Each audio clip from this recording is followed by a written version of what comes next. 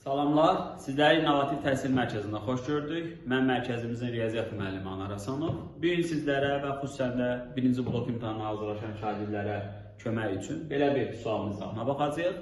Sual 1020 variant bloklar üçün olan testindəndir. Maraqlı sualdır.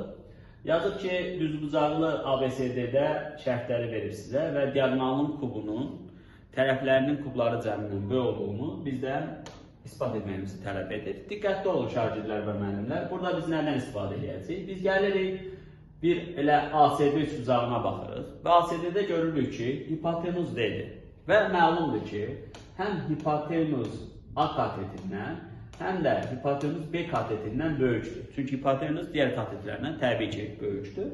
İndi baxın, o bərabərsizliyi almaq üçün görün hansı keçid eləyirəm.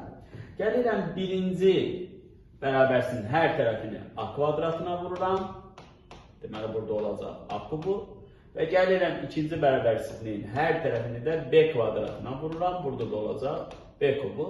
Və bunları tərəf-tərəfə toplayıram. Çünki uyğun bərabərsizlərdir. Tərəf-tərəfə toplamaq olar. Və tərəf-tərəfə toplayanda olur B vur A kvadratı plus B vurulsun B kvadratı. Böyük də olur. A kubu üstə gəl B kubundan. Şagirdlər fikir verin.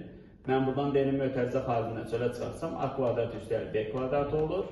Böyükdür A kubu üstəyər B kubundan. Və bu da bizə nəyi verirdi Pifaqor teoreminə görə? A kvadrat üstəyər B kvadratı Pifaqor teoreminə görə bizə diaqonalın kvadratını verirdi. Deməli, bu həm də D-dir. Onda D kvadratıdır daha doğrusu. Onda buradan nə alacaq? D-ni D kvadratına vuranda D kubu alacaq.